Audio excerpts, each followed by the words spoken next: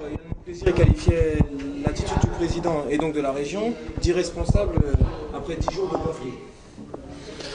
Oui, ce PDG, c'est lui qui est à l'origine du conflit, hein, donc il y a dans sa boîte. Et puis j'ai vu qu'actuellement, il veut vilipender tous les présidents d'assemblée. C'est lui qui a cherché son histoire. Je le rappelle, parce que je me suis informé auprès des salariés concernés. Puis moi-même, je suis un ancien dirigeant syndical. L'organisation syndicale que je présidais, que je gérais, c'est la CSTM. Elle est majoritaire là. C'est une des raisons pour lesquelles nous avons soutenu tout le projet, le plan social, le plan de reconstruction et également le plan de formation du personnel du club. Et ça avait très bien démarré. La région est allée encore plus loin que cela. Elle a aidé à faire venir des touristes du nord des États-Unis, hein, en cautionnant des vols d'une compagnie américaine. Donc on a tout fait pour que ça réussisse. Lorsque ce groupe, qui est actuellement propriétaire de cet établissement, il a repris en ayant trouvé une convention collective d'établissement qui comprenait en particulier une modulation du temps de travail signée à la fois sous le régime de la loi de Robien, sur les 35 heures, et sur le régime de la loi de Mme Aubry. C'est vrai que pour faire la modulation, c'est-à-dire une semaine, les gens travaillent 40 heures, une autre semaine, ils travaillent 30 heures, et ça fait sur 2 semaines 70 heures. Pour que ça fonctionne, il faut une troisième équipe. Donc il faut créer de l'emploi. Et c'est pour cela que cet accord était intéressant, parce que ça créait des emplois nouveaux. Mais ce PDG-là ne veut pas embaucher, malgré les aides publiques qu'il a reçues. Or, les aides ont été données justement au nom de l'emploi. Il ne veut pas embaucher. Donc il veut casser un accord qu'il a trouvé, et malheureusement, il veut le casser en pleine saison touristique. Évidemment, c'est comme lorsque vous agitez un chiffon rouge devant les taureaux, ben, ils foncent là-dedans. Mais quand vous avez des travailleurs qui travaillent dur, et vous leur dites je change unilatéralement la manière de vous organiser, bien évidemment, ils ne peuvent pas être d'accord. Vous-même qui êtes un travailleur, si vous avez une manière d'organiser votre travail, puis brusquement, un bon matin, votre patron dit je change, vous aviez déjà organisé votre vie d'une certaine façon, vous ne pouvez pas être d'accord. Voilà ce qui se passe. Donc moi, je pense qu'il vaut mieux qu'il laisse les choses en l'état. Et puis, il y aura une période de basse saison, à ce moment-là, tranquillement. Avec son comité d'entreprise, il va pouvoir étudier une organisation du temps de travail comme prévu par la législation. Et au lieu de s'en prendre aux uns et aux autres ou de faire le procès de ses salariés, de ses collaborateurs sur les ondes.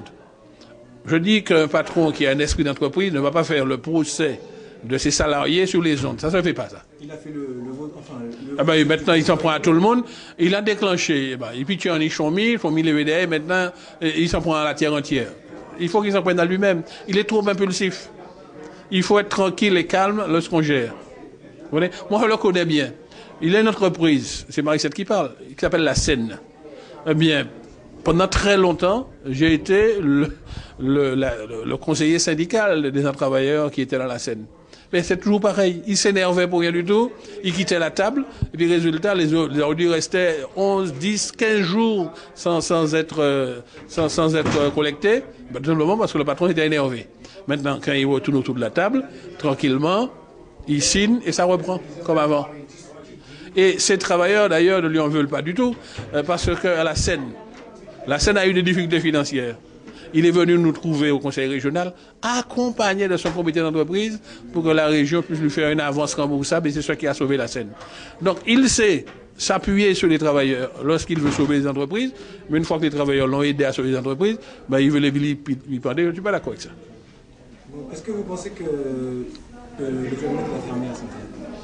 En tout cas, je ne le souhaite pas parce que la région y a tellement porté des aides, c'était pour créer de l'emploi, parce que le tourisme, c'est une particularité intéressante, parce que ça enrichit le pays qui accueille les touristes. C'est l'équivalent à une exportation, parce que ce sont des consommateurs étrangers qui viennent porter des devises.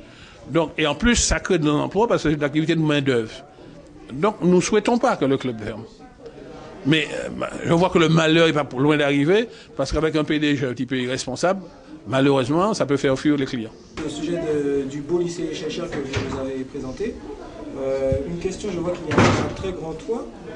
À quoi servent les couleurs sur le toit? Ah non, en fait, c'était sur la maquette. C'était une décoration des architectes, en fait, pour faire un jeu de lumière.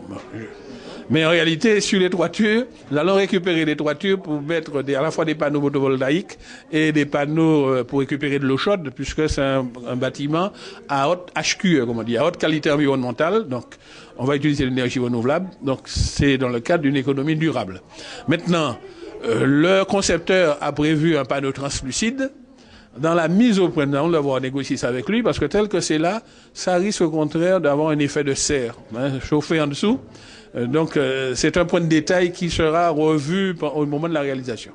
En regardant la maquette, on a eu peur. Non, au contraire. Il faut regarder la maquette à hauteur d'homme et vous verrez qu'on a sauvegardé l'essentiel parce que c'est un très beau bâtiment qui est un parvis majestueux. Et puis ça ne vous a pas échappé qu'on a conservé des deux petits bâtiments, l'un qui est actuellement occupé par le proviseur, l'autre par l'intendant. Ils sont là comme pièces de musée, comme les vestiges du lycée Seltzer actuel, une fois que le nouveau sera construit. Ça va rappeler donc une génération future qu'est-ce que c'était avant. Mais on verra tout le bâtiment moderne derrière. Et son orientation est intéressante parce qu'il est dans le sens des alizés. Donc ce sont des bâtiments qui, en principe, seront assez frais. Parfait, merci beaucoup. Voilà.